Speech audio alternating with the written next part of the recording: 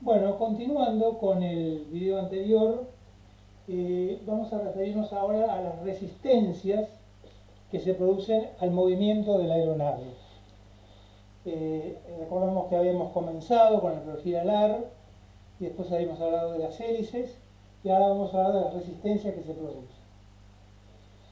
La resistencia o drag, se opone al movimiento de la aeronave. Está dada por la siguiente expresión: D es igual a ρ, que es la densidad del aire, es decir, cuanto más bajo está, más resistencia tiene, por S, que es la superficie expuesta al viento que estamos calculando en cada momento, C sub 0 es el coeficiente de resistencia de forma, y V es la velocidad a la que se está desplazando el elemento cuya resistencia queremos calcular, o la aeronave en sí. La resistencia, habíamos ya indicado que se clasificaba en dos grupos: la resistencia inducida y la resistencia parásita. La resistencia inducida es aquella que se produce por todos los elementos que producen sustentación. Es una resistencia que en el fondo es inevitable, pero es útil porque permite sustentar el aparato. La resistencia parásita es la producida por otros elementos que no influyen en la sustentación, pero que hay que vencerlos igualmente. Dentro de la resistencia parásita tenemos tres grupos: la resistencia de forma, la por fricción y la por interferencia. Cuando hablamos de hidráulica en algún momento y resistencia de los cuerpos al movimiento de los fluidos, de los cuerpos sumergidos en los líquidos, también habíamos hablado de cosas muy parecidas. En el fondo, lo que está variando es que el medio acá es aire y en aquella oportunidad era el agua. Pero hablamos de la resistencia de forma, había un coeficiente de forma que está con la misma idea. Vamos a suponer que tenemos una superficie plana, una superficie esférica y una superficie cónica. Las tres tienen la misma superficie frontal. Vamos a suponer, para que estos casos sean comparables, que la resistencia es la superficie es de 1 metro cuadrado. Vamos a suponer que esta superficie es 1 metro cuadrado, también lo es esta, y también lo es esta, 1 metro cuadrado. En el caso de ser una superficie plana, que enfrentamos el viento que viene avanzando de la izquierda hacia la derecha, el coeficiente de forma directamente es 1,05, prácticamente igual al área, todavía un poquito mayor, porque en la parte de atrás se produce una turbulencia que aumenta la resistencia que produciría la superficie plana en sí. En el caso de una esfera, el coeficiente es 0,47. Vemos que se produce la superficie la misma, en superficie en valor, pero se abre la corriente. Ya ustedes observan que acá el aire entra y produce una turbulencia. Acá ya está más guiado, es prácticamente la mitad, 0,47. Si fuera un cono, es 0,50. También acá tenemos un efecto de turbulencia, porque el aire al venir acá va a producir un efecto de turbulencia, y eso hace que sea un poquito mayor que en la esfera, que el efecto de turbulencia es menor. Pero de todas las formas posibles, la naturaleza es la que ha hecho la forma de resistencia más baja de todas. La forma de resistencia más baja de todas es la que en la naturaleza produce la gota de agua. La gota de lluvia que va cayendo tiene una forma muy particular, que esa forma la vamos a observar en muchos lugares, especialmente en las partes de automóviles. La forma que tienen los automóviles de competición en la Fórmula 1 tienen esa forma, pero el coeficiente de forma es 0,04. Es muchísimo menor que cualquiera de las otras formas que antes mencionamos.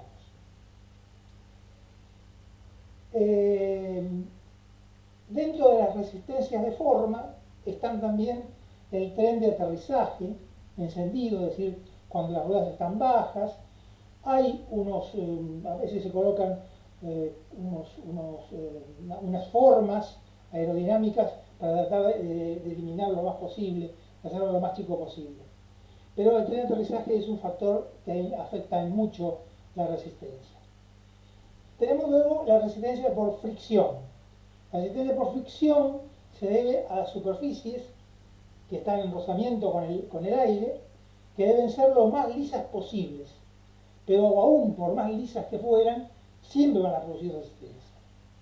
Y la resistencia por interferencia, que tenemos mencionado acá, es la que se produce cuando hay turbulencia entre dos planos, por ejemplo, entre las alas y el fuselaje, entre las alas y el timón, dentro del tren de aterrizaje, es decir, todos los lugares donde hay planos, donde hay flujos que producen turbulencia porque se forman ángulos. La forma de poder resolverlos es tratar, dentro de lo posible, de hacerlo lo menor, el ángulo lo más redondeado posible. Pero siempre alguna resistencia por interferencia de superficie vamos a tener. La resistencia inducida es la resistencia de aquellos elementos que contribuyen a la sustentación. Las alas, el aspecto, son elementos que van a producir sustentación, pero también producen resistencia. Entonces vamos a analizar a ver cómo son estas cosas. La resistencia del perfil alar ya la hemos analizado en el video anterior y habíamos observado que cuanto mayor era el ángulo que formaba el ángulo de ataque a OA, cuando mayor era el ángulo, mayor era la sustentación hasta un ángulo de 15 grados. Pero la fuerza que se va a producir, se acuerda que hay un centro de presiones que se iba desplazando por el extra 2, por la parte superior. También había acá una sustentación debido al efecto del principio de acción y reacción, pero la fuerza, la sustentación es siempre perpendicular a la superficie del ala. Muy bien, ahora esta la descomponemos en la sustentación efectiva, L, que es la que nos interesa, y D, que es la resistencia que produce. Acá tenemos un ángulo moderado y vemos una resistencia determinada. Si yo ahora aumento el ángulo, lo llevo a un ángulo como este, donde está exagerado notablemente, para que denote el fenómeno, vamos a observar que la fuerza, vamos a suponer que es igual, o no, puede ser un poquito más grande también, pero la sustentación aumenta con el ángulo hasta los 15 grados, después disminuye. Acá en este caso tenemos un ángulo bastante más grande de 15, o sea que ya estaríamos dentro de la zona de pérdidas. Y la resistencia se hace notablemente más grande. Esa es la resistencia al ar. Luego tenemos los vórtices. Acá tenemos una aeronave observada desde arriba y estamos viendo que en las alas, como hay corriente por la parte de arriba, corriente por la parte de arriba y corriente por la parte de abajo, a la salida del ala, ¿se acuerdan que acá se producía el fenómeno de levantamiento de la capa límite y se va a producir un vórtice porque la idea de que van a llegar justo exactamente igual va a ocurrir en algún momento muy particular, pero en términos generales vamos a tener un vórtice.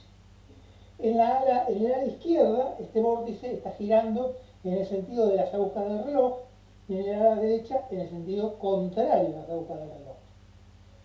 La forma de poder disminuir esta resistencia por el vórtice de las alas es colocar algo que hemos observado mucho en los videos, que es estos alerones que van en la punta de las alas, que hacen desviar el flujo de aire y evitar que hagan lo que normalmente harían, que es producir el vórtice de esta forma. De todas maneras, nunca podemos llegar a eliminarlo por completo.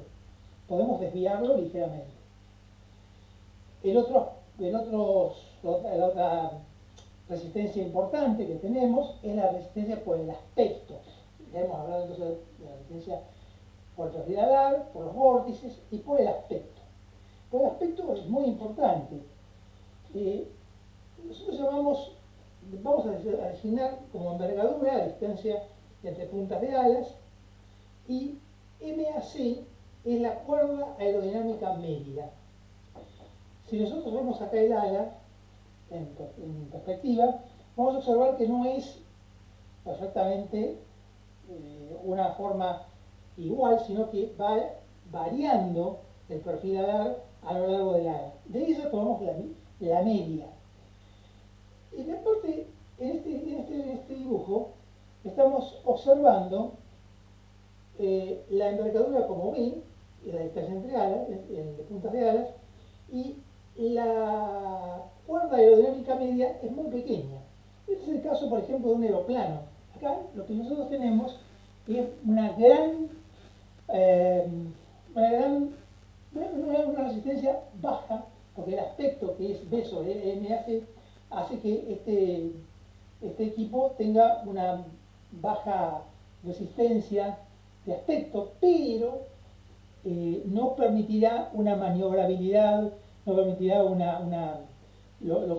que hace, por ejemplo, un avión militar que tiene una gran resistencia, un ala bastante más, una distancia, una cuerda aerodinámica media bastante más grande, pero la relación hace que B sobre M sea más grande acá. Si nosotros llevamos ahora la suma de todas las resistencias, vamos a ver que tenemos las resistencias parásitas que tienen esta forma y las resistencias inducidas que crecen con la velocidad que tienen la forma con orientación hacia la derecha. En el punto donde ambas se cortan es donde tenemos la resistencia mínima y tendríamos la velocidad óptima. La relación L sobre D es la relación entre la sustentación y la resistencia. Y vemos que todos los factores son iguales, salvo los coeficientes CL y CO. Es decir, que la relación L sobre D está directamente dada por la relación entre los coeficientes de sustentación y el coeficiente de forma que engloba las distintas resistencias que tenemos. Bueno, un segundito, ya estamos continuando. Bueno, un aspecto muy importante a tener presente es el efecto suelo o ground effect. El efecto suelo ocurre cuando la aeronave se aproxima al piso, ya sea durante el despegue o durante el aterrizaje.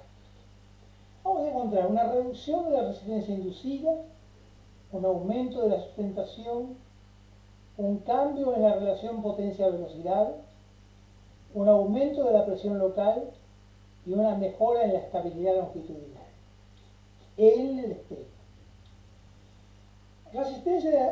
Reducción de la resistencia inducida.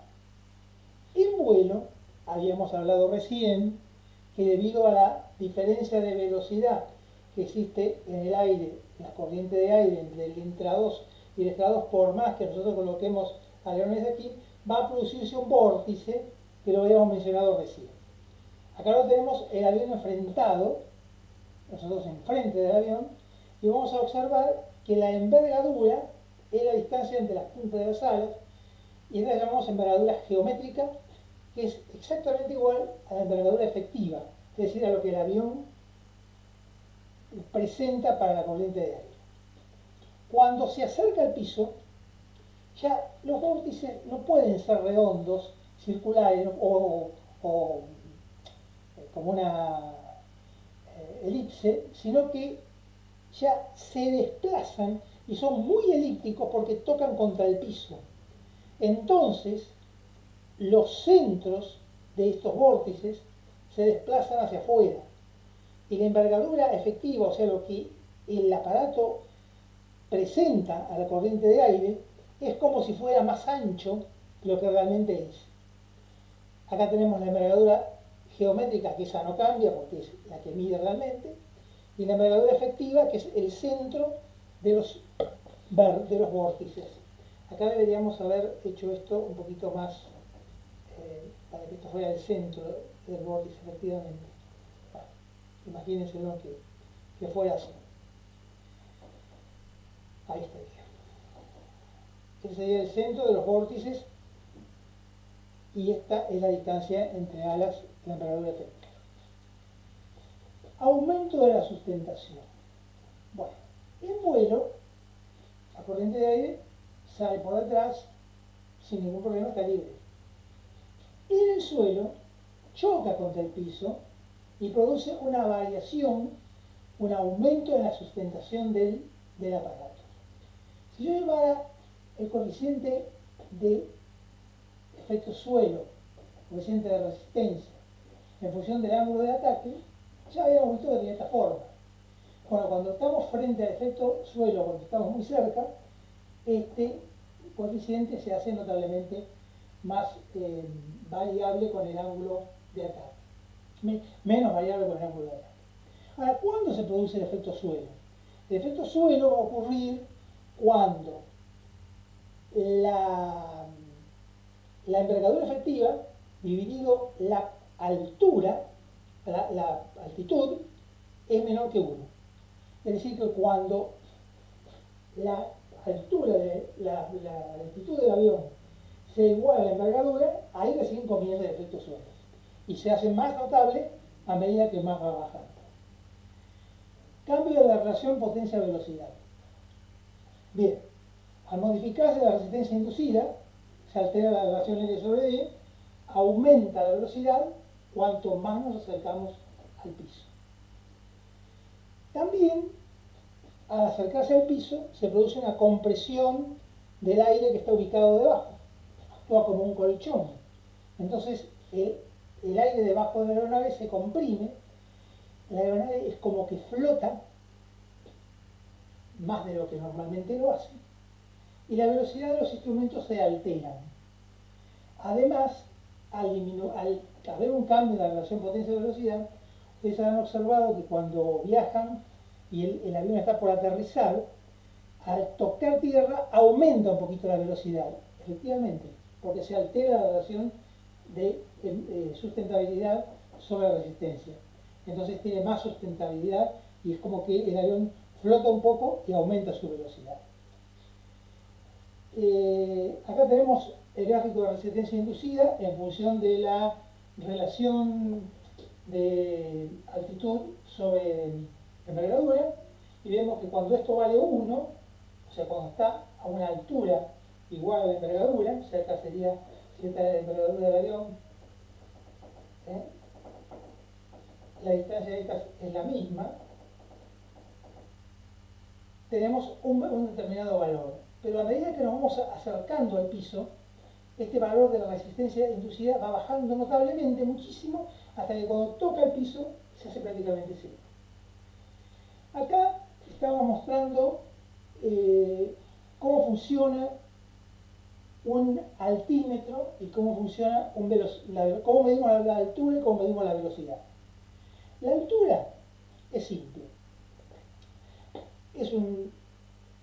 El aparato en sí es una aguja, un instrumento analógico digital, pero un tipo reloj.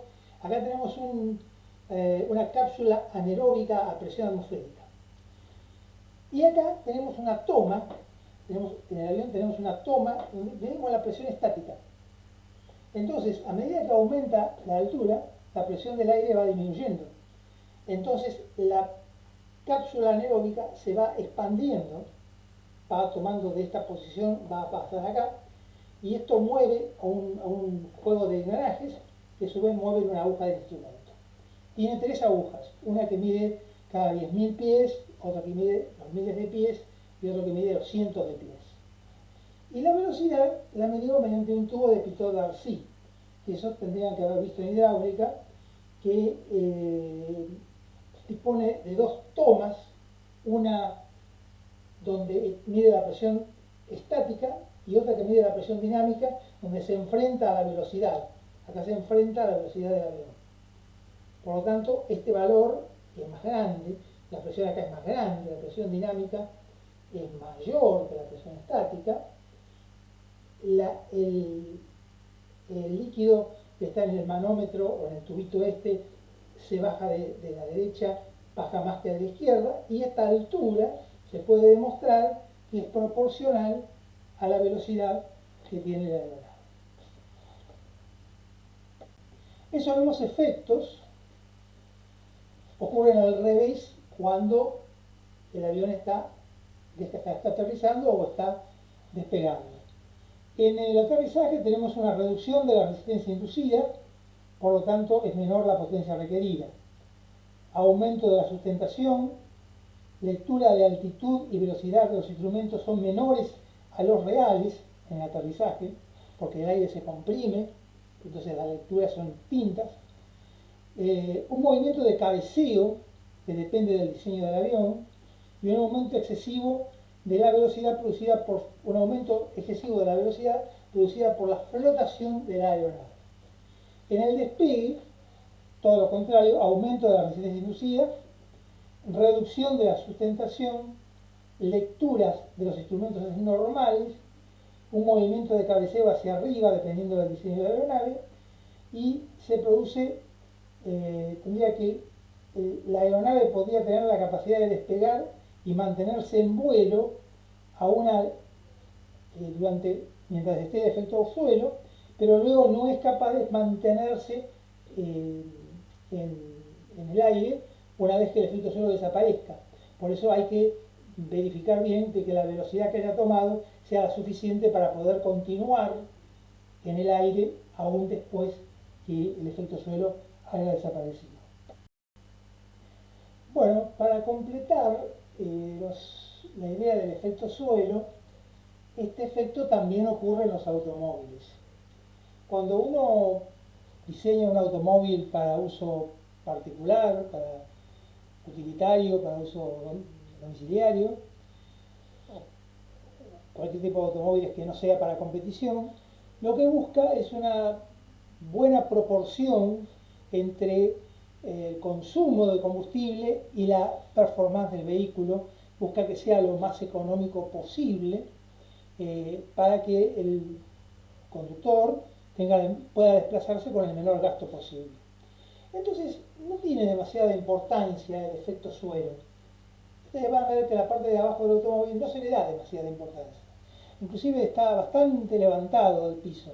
Pero cuando alguien quiere hacer que el auto sea un poquito más veloz, lo primero que hace es lo hace disminuir la altura. Y tiene mucha razón. Los automóviles de las épocas de los años 50, por ejemplo, como se mostraba muy bien en la película Grand Prix, que fue la primera que instaló una cámara en el automóvil para poder ver cómo se conducía, película famosísima, cuya música es también muy espectacular, muy conocida para muchos programas de anunciado. El efecto del piso, la verdad, tampoco se tenía importancia, no era algo que se tuviera en cuenta. Sin embargo, es un efecto que posteriormente, en los años 70, apareció la firma Lotus y especialmente su creador, Colin Chapman, que introdujo este problema, el efecto suelo. Y la idea que este señor observó fue que si aplicamos el teorema de Bernoulli, por ejemplo, a un automóvil de competición, lo que vamos a observar es que la energía de posición más la energía de presión más la energía cinética es constante. La energía de posición no tiene importancia, porque es la misma tanto adelante como atrás. La presión y la velocidad sí juegan mucho. Si yo hago que por debajo del auto corra el aire muchísimo más veloz que por arriba, logro el efecto opuesto de un perfil alar. En el perfil alar yo lo que quería era que el ala se sustentara que volara, que estuviera en el aire. Acá lo que busco es todo lo contrario, que el vehículo se aplaste contra el piso, se apriete lo más posible y de esa manera voy a poder, esta rueda la verdad que es más redonda, sería un poquito más redonda, decimos, se aplaste contra el piso y de esa forma puedo volcar, puedo transmitir al piso toda la potencia del vehículo. De nada me sirve tener un motor muy poderoso si no puedo volcar la potencia al piso. Si los neumáticos no van a poder transmitir esa potencia al piso, o van a resbalar, o van a no estabilizarse, yo no me es útil. Un automóvil de competición, contra lo que la gente en general cree, no es un automóvil que tiene un gran rendimiento, tiene una gran velocidad. Es un concepto totalmente distinto. Puede ser muy veloz, puede frenar mucho, pero no por eso, si vamos a analizar por kilómetro recorrido, el consumo es altísimo. O sea, el costo del combustible es despreciable frente a los gastos que intervienen dentro de un automóvil de competición. Entonces no me preocupa que la eficiencia disminuya apretando el automóvil contra el piso y produciendo una gran fricción con tal de que la potencia del motor se vuelque en las ruedas y pueda, de esa forma, desarrollar toda su velocidad máxima. Efectivamente, si yo le hago la trompa ligeramente alta y luego lo voy bajando, voy a lograr que la velocidad, que acá toma un valor de 1, en 2 puede llegar a ser el doble. Y por lo tanto, la presión acá va a ser, si la velocidad es muy alta, la presión va a ser mucho menor que la atmosférica. Es decir, lo va a estar chupando contra el piso. Y a su vez, la parte de arriba contribuye también, al tener un perfil de aire invertido, a aplastarlo contra el piso. Se puede hacer la experiencia en túnel de viento, un automóvil invertido, una baqueta, ¿no? Aún con un peso de 600 kilos, como tienen los automóviles de Fórmula 1, y con una velocidad solo de 200 kilómetros por hora, va a producir un empuje, un aplastamiento, con el piso estoy colocando el automóvil dado vuelta, va a producir un aplastamiento de 1000 kilos, cuando el vehículo pesa 600. O sea que yo podría circular por una pista de cabeza abajo, sin ningún problema, sin ninguna dificultad. Tengo todavía 400 kilos de reserva. El automóvil de Fórmula 1 logra velocidades de más de 400 kilómetros por hora en las rectas. Ustedes dirán, pero hay un montón de autos de mediana gama, de alta gama, que tienen velocidades de ese orden. Claro que sí. Efectivamente, hay muchos automóviles que también lo tienen. Pero lo que no tienen es la terrible posibilidad de enfrentar una curva a 250 kilómetros por hora. Porque este vehículo tiene una tracción, una aplaste contra el piso que no la puede tener ningún automóvil de calle, por más que lo bajen, porque las propias formas de la calle, las cunetas que tiene, lo harían impracticable. Solamente estos pueden funcionar en pistas, no podrían funcionar en la calle común, donde tendríamos las cunetas y todas las irregularidades propias. A lo mejor en una autopista sí. En la época de este señor Colin Chapman se hizo un automóvil, él hizo un automóvil que antes de hacer la prueba, antes de la carrera, el día anterior, le hacen pasar por un gálibo, que es como si fuera un cajoncito, y tiene que medir 7 centímetros más o menos. Es decir, que su altura debe pasar por un cajoncito de 7 centímetros sin tocarlo. Es decir, que su altura mínima sea 7 centímetros. Y efectivamente los automóviles que él construía cumplían con esa condición perfectamente. Pero ocurría que al elevarse la velocidad, tenía un sistema inteligente que bajaba el auto y hacía que en carrera la distancia contra el piso fuera bastante menor. Y eso hacía que el efecto suelo fuera brutalmente más grande, lo que le permitía tomar curvas a mayor velocidad y ser imbatible, simplemente imbatible.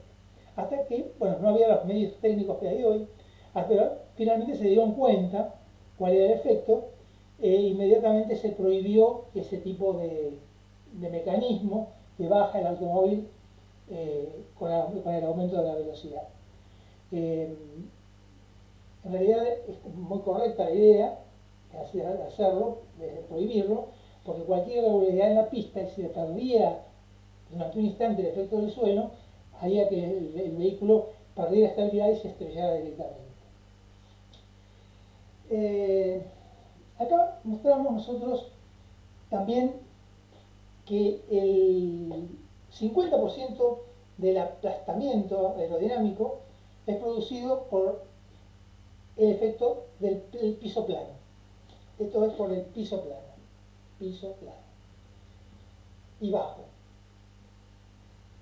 Y el 40% del empuje contra el piso lo producen los alerones ubicados en la parte de atrás. Es un alerón, es un ala invertida, como las que estuvimos estudiando en los videos anteriores, pero dada vuelta. En lugar de sustentarse, yo busco ahora que lo aplaste. Y también alerones de adelante. En una época, en los 70, esos alerones podían subir y se podían bajar. E inclusive algunos llegaban a todo el ancho del automóvil. Luego fueron prohibidos y tienen que estar en posición fija. También muy buena resultado tendría si pudiera uno variar el ángulo, con lo cual variaría el ángulo de ataque y modificaría según haga falta, porque en la recta, por ejemplo, no me interesa tanto como que en la curva se agarre muy bien. Pero bueno, son fijos, tienen que ser fijos, eso ya fue probado en otras épocas, estuvo muy bien, pero hacía que el vehículo fuese inmanejable. Bien, acá tenemos un automóvil visto de arriba, ¿no? Bueno, acá está. Acá está el cockpit del conductor y acá está el tipo.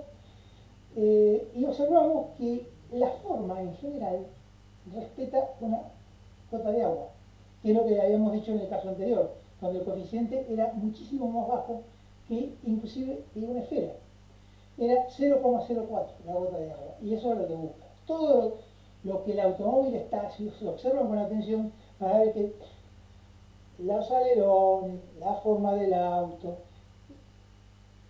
la forma del cockpit, todas las partes del automóvil, todas buscan la aerodinámica, buscan que aplaste al vehículo contra el piso. Pero la,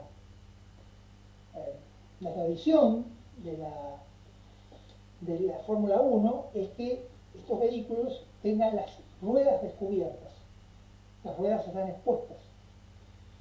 No siempre fue así. La flecha de plata, en la época de Fangio, Mercedes-Benz tenía dos tipos de autos para correr, con ruedas expuestas y con ruedas cubiertas, según el tipo de circuito. Pero en este momento son todas con ruedas expuestas. En consecuencia, un neumático tiene un coeficiente de resistencia de 1,15, más, es como si fuera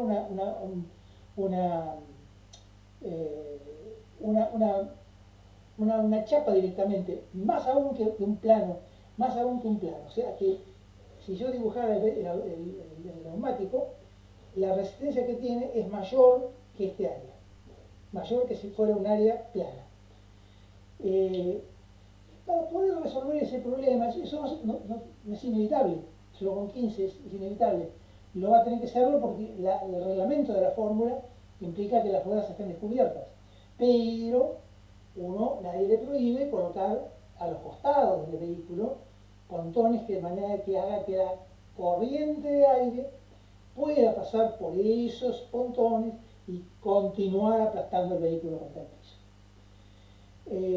Este tema lo habíamos tratado también cuando habíamos visto los videos de hidráulica, cuando analizamos el efecto del teorema de Bernoulli. Yo también lo solía explicar ya antes de haber introducido las ideas de aerodinámica. Bien, Ahora, digamos, el objetivo de mostrar las ideas fundamentales, aerodinámicas para un técnico electromecánico o mecánico, están ya más o menos expresadas. Lo único que nos faltaría sería ver por qué tiene que tener esa forma el perfil aerodinámico, el perfil alar. Y para eso tenemos que introducirnos en un concepto que es, digamos, el cálculo analítico, el por qué se llegó a eso. Antiguamente, en los primeros aviones, era todo experimental. Tenían las alas, pero nadie se fijaba demasiado cómo era la forma del ala. Tenía una forma alar, pero nadie se fijaba cuánto era de espesor, si era más, más redondeada, menos redondeada. Bueno, eso era cosa que no se analizaba por los comienzos de la aviación. Hasta que a principios del siglo XX aparece el ingeniero Zhukovsky ruso, que es el que comienza a analizar los efectos de la aerodinámica sobre un perfil alar desde el punto de vista teórico, empleando números complejos. Y así surge una transformación de complejos a complejos, que es la transformación Zhukovsky, que se complementa después con los estudios que hizo otro ingeniero ruso, Kuta, y ya finalmente toda la teoría se llama de Kuta-Zhukovsky. Pero tan importante fue que en Moscú el aeropuerto tiene el nombre de él precisamente. Nosotros en el próximo video vamos a exponer los principios y para qué hace la transformación. Porque lo que él transforma es un círculo o un cilindro de largo indefinido, o un cilindro del cual puede tomar medidas de presión, puede hacer lo que quiera, colocar un túnel de viento, y lo transforma mediante una expresión que vamos a indicar, y se obtiene precisamente el perfil alar. Los aviones de hoy ya no tienen la transformación Zhukovsky, han superado eso, pero él fue el que comenzó, el que fue el primero que se le ocurrió hacer ese tipo de estudios. Así que vamos a tratar de indicar los principios fundamentales. Es un poco complejo, utilizamos precisamente números complejos, pero es un poco, digamos, la teoría requiere de bastante matemática, que el alumno a la escuela secundaria tal vez le cueste algo, pero igualmente creo que va a poder entenderse qué es lo que se está buscando. Bueno, será entonces hasta el próximo video.